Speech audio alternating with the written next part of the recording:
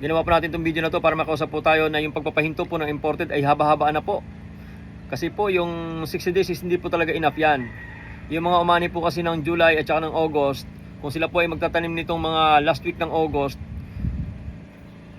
September, October, November 1 po, tapos na yung ban ng imported.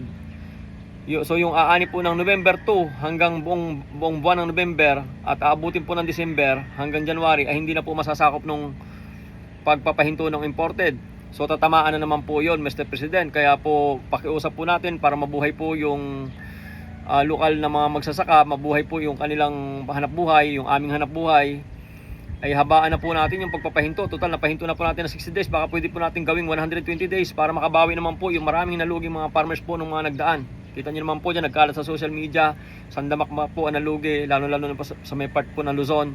At kahit sa part po ng Pilipinas, ang dami po naluging farmer. Kaya po dyan sa pagpapahinto po, malaking pasalamat po namin yan. Pero kung maaari lang po, pakiusap namin na sana po mas mahaba, 120 days o mas matagal pa po hanggat ma-establish po natin, maging stable na po ang presyuhan po ng mga palay sa buong Pilipinas para dito sa mga lokal na mga farmers natin para mabuhay po ang ating lokal na industriya, Mr. President.